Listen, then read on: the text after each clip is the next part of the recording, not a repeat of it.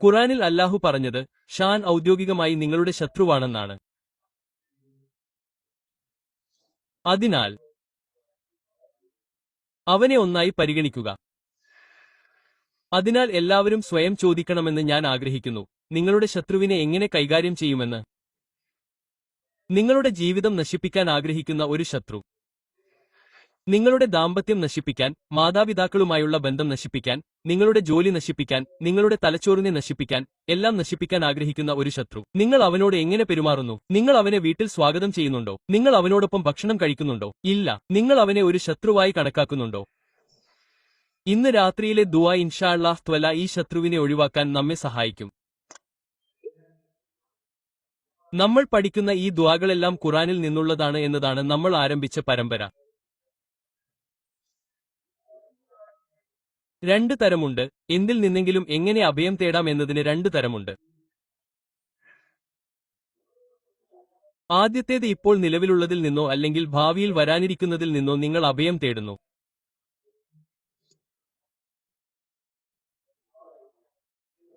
ഉദാഹരണത്തിന് സല്ലല്ലാഹു അലൈഹി വസല്ലം പറഞ്ഞു, നിങ്ങളുടെ ശരീരത്തിന്റെ ഏതെങ്കിലും ഭാഗം വേദനിക്കുന്നുണ്ടെങ്കിൽ അത് വേദനിക്കുന്ന ഭാഗത്ത് കൈവയ്ക്കുക, 3 തവണ പറയുക, 7 തവണ പറയുക. അപ്പോൾ ഞാൻ ഒരു ഉദാഹരണം മാത്രമാണ് പറയുന്നത്. ഇപ്പോൾ സംഭവിച്ചുകൊണ്ടിരിക്കുന്ന ഒരു കാര്യത്തിൽ നിന്നും ഭാവിയിൽ സംഭവിച്ചുകൊണ്ടിരിക്കുന്ന ഒരു കാര്യത്തിൽ നിന്നുമാണ് ഇത് സംഭവിക്കുന്നത്.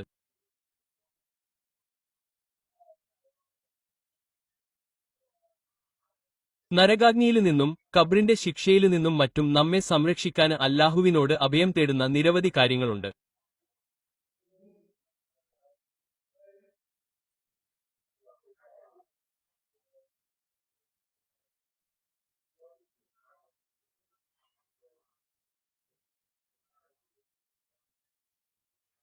കുത്ത് ദുആ 9798 ലാണ്. പിശാചിന്റെ മന്ത്രിക്കലിൽ നിന്ന് ഞാൻ നിങ്ങളോട് അഭയം തേടുന്നു. കഴിയുന്നത്ര ആളുകളെ നരകാഗ്നിയിലേക്ക് കൊണ്ടുപോകുമെന്ന് ഷാൻ അല്ലാഹുവിനോട്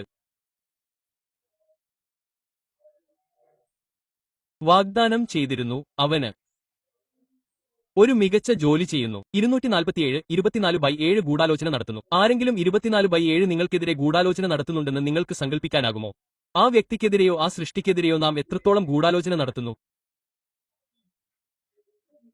മാത്രമല്ല, ഗൂഢാലോചന നടത്തുന്നയാൾക്ക് എത്ര വർഷത്തെ പരിചയമുണ്ട്?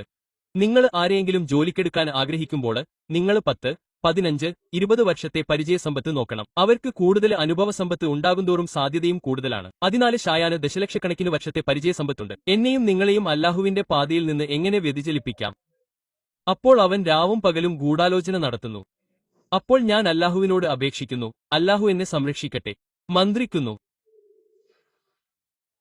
അവൻ എന്നോട് മന്ത്രിക്കുന്നു, നോക്കൂ, കേൾക്കൂ, എന്തെങ്കിലും പറയൂ. സഹോദരങ്ങളെ വേർപെടുത്താൻ എപ്പോഴും ശ്രമിക്കുന്നു, കുടുംബാംഗങ്ങളെ വേർപെടുത്താൻ. ഇതാണ് അവൻ 24/7 ചെയ്യുന്നത്. അതിനാൽ അല്ലാഹുവിന്റെ മന്ത്രിക്കലിൽ നിന്ന് ഞങ്ങളെ സംരക്ഷിക്കാൻ അല്ലാഹുവിനോട് അപേക്ഷിക്കുക. രണ്ടാമത്തെ ഭാഗം ശ്രദ്ധിക്കുക.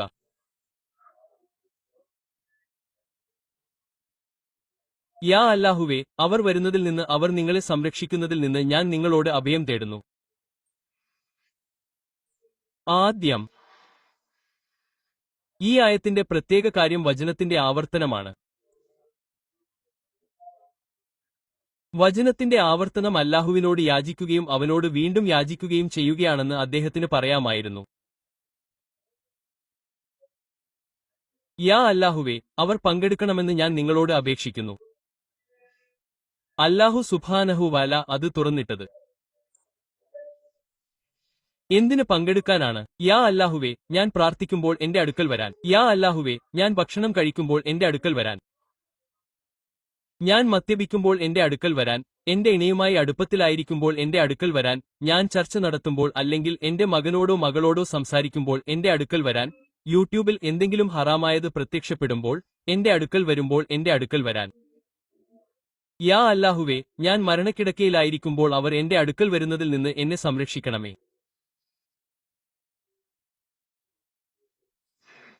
നമ്മൾ അവസാന ശ്വാസത്തിലായിരിക്കുമ്പോൾ പിശാച് വന്ന് നിങ്ങളോട് പറയുന്നതിൽ നിന്ന് അല്ലാഹുവിനോട് ഞങ്ങളെ സംരക്ഷിക്കണമേ എന്ന് ഞങ്ങളോട് പറഞ്ഞിട്ടുണ്ടെന്ന് നിങ്ങൾക്കറിയാം.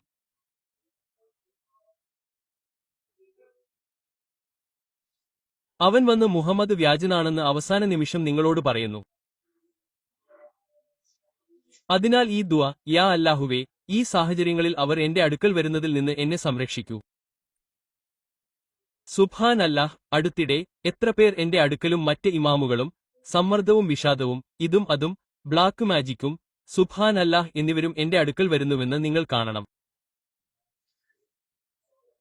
എന്തെങ്കിലും തെറ്റുണ്ടെന്ന് നിങ്ങൾ ശ്രദ്ധിക്കുന്ന ഒരു മാർഗം നിങ്ങൾ ഡോക്ടറുടെ അടുത്തേക്ക് പോകുമ്പോൾ ഡോക്ടർ നിങ്ങളോട് ഒരു തെറ്റുമില്ല എന്ന് പറയുമ്പോഴാണ്. ഡോക്ടർ പറയുന്നു, ഞാൻ CT സ്കാൻ നോക്കി, നിങ്ങളുടെ രക്തം മുഴുവൻ നോക്കി, എല്ലാം നന്നായി തോന്നുന്നു. Double quote. അപ്പോൾ നിങ്ങൾ ചിന്തിക്കാൻ തുടങ്ങണം,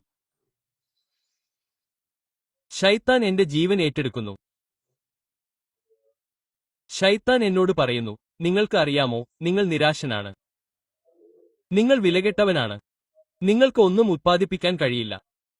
നിങ്ങൾ അത് വിശ്വസിക്കാൻ തുടങ്ങുന്നതുവരെ പിശാച് മന്ത്രിച്ചുകൊണ്ടേയിരിക്കും. നിങ്ങൾ വളരെയധികം സമ്മർദ്ദത്തിലും വിഷാദത്തിലും ആകും. നിങ്ങൾ ഡോക്ടറുടെ അടുത്തേക്ക് പോകും. ഡോക്ടർ എല്ലാം പരിശോധിച്ച്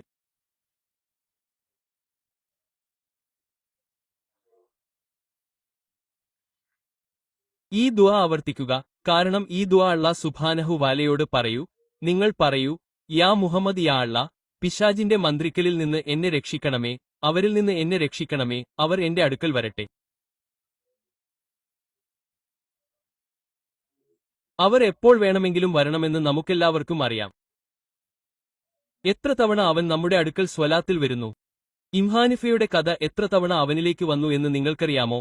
അവൻ പറഞ്ഞു, അതെ, ഞാൻ എന്റെ ജീവിതകാലം മുഴുവൻ ഞാൻ അവ എവിടെയോ സൂക്ഷിച്ചു, ഞാൻ പൂർണ്ണമായും മറന്നുപോയി. അപ്പോൾ ഞാൻ അദ്ദേഹത്തോട് ചോദിച്ചു, നീ അവ എവിടെ വെച്ചെന്ന് എനിക്കെങ്ങനെ അറിയാം? അയാൾ ചോദിച്ചു, സർ, എനിക്ക് ഭ്രാന്താണെന്ന് എന്നെ സഹായിക്കൂ. അയാൾ പറഞ്ഞു, ഇമാം പറഞ്ഞു, എനിക്ക് നിങ്ങളോട് പറയാൻ കഴിയുന്നത് അർദ്ധരാത്രിയിൽ എഴുന്നേറ്റ് പ്രാർത്ഥിക്കുക, നിങ്ങൾ പൂർത്തിയാക്കുമ്പോൾ അവ കണ്ടെത്താൻ അല്ലാഹുവിനോട് സഹായം ചോദിക്കുക എന്നതാണ്. അങ്ങനെ ആ മനുഷ്യൻ പോയി. അടുത്ത ദിവസം കാതുകളിൽ ഒരു പുഞ്ചിരിയോടെ അയാൾ തിരിച്ചുവന്നു. അയാൾ തിരിച്ചു വന്നപ്പോൾ അയാൾ പറഞ്ഞു, എനിക്ക് പണം കണ്ടെത്തി. അയാൾ ചോദിച്ചു, എന്ത് സംഭവിച്ചു? Double quote. അദ്ദേഹം പറഞ്ഞു, ഞാൻ നിങ്ങളുടെ കുറിപ്പടി എടുത്തു, ഞാൻ അർദ്ധരാത്രിയിൽ എഴുന്നേറ്റു. അല്ലാഹ്ബർ. ശൈത്താൻ വന്ന് പണം എവിടെയാണെന്ന് കൃത്യമായി എന്നെ ഓർമ്മിപ്പിച്ചു. ഞാൻ നമസ്കാരം ഉപേക്ഷിച്ച് പണം എടുത്തു. അതിനാൽ ഞാൻ പറഞ്ഞു, അവൻ നിങ്ങളെ എന്തെങ്കിലും നല്ലത് ചെയ്യാൻ അനുവദിക്കില്ലെന്ന് എനിക്കറിയാം. പണം ലഭിക്കുന്നതിന് പകരം ഞാൻ അവനെ കണ്ടെത്താൻ അനുവദിക്കും. അതിനാൽ കാര്യം, ഞാനും നിങ്ങളും അല്ലാഹുവിന്റെ പാതയിൽ നിന്ന് അകന്നുപോകാൻ വേണ്ടി പിശാച് രാവും പകലും മന്ത്രിക്കുന്നു എന്നതാണ്. അതിനാൽ എന്റെ പിന്നാലെ ആവർത്തിക്കുക.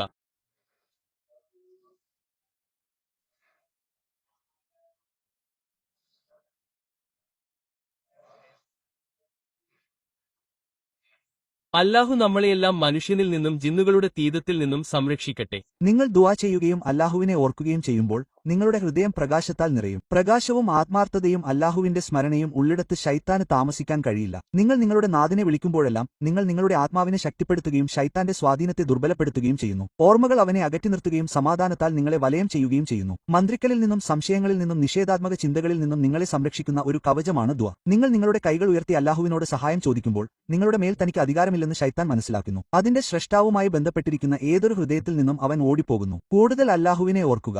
നിങ്ങളുടെ മനസ്സിലും പ്രവൃത്തികളിലും ഷായാൻ ചെലുത്തുന്ന സ്വാധീനം കുറയും. നിങ്ങളുടെ ജീവിതത്തെ ശാന്തത കൊണ്ട് നിറയ്ക്കും. സുബ്ഹാൻ അല്ലാഹു, അൽഹംദുലില്ലാഹ്, അല്ലാഹു അക്ബറ, ഇല്ലല്ലാഹ് എന്ന് പറയുമ്പോൾ നിങ്ങളുടെ ഹൃദയം ശക്തമാവുകയും നിങ്ങളുടെ വിശ്വാസം കൂടുതൽ ഉറച്ചതായിത്തീരുകയും ചെയ്യും. അല്ലാഹുവിന്റെ നാമം ഉച്ചരിക്കുമ്പോൾ ഷായാന് സഹിക്കാൻ കഴിയില്ല. ഒരു വിശ്വാസി അവനെ ഓർക്കുമ്പോഴെല്ലാം അവൻ ഓടിപ്പോകും. തന്നിലേക്ക് തിരിയുന്ന തന്റെ ദാസന്മാരെ അല്ലാഹു സംരക്ഷിക്കുന്നത് ഇങ്ങനെയാണ്. അതിനാൽ ഒരിക്കലും ദുആ ചെയ്യുന്നതും അല്ലാഹുവിനെ ഓർക്കുന്നതും നിർത്തരുത്. എല്ലാ ദിവസവും ആത്മാർത്ഥമായ ഓർമ്മയുടെ കുറച്ച് നിമിഷങ്ങൾ പോലും ശക്തമായ സംരക്ഷണവും അനുഗ്രഹങ്ങളും നൽകും. അല്ലാഹുവുമായി ബന്ധം പുലർത്തുക. ഷായാന് നിങ്ങളുടെ മേൽ അധികാരമുണ്ടാകില്ല. നിങ്ങളുടെ ഹൃദയം ശുദ്ധമായിരിക്കും. നിങ്ങളുടെ മനസ്സ് വ്യക്തമാകും. നിങ്ങളുടെ പാത മാർഗനിർദ്ദേശവും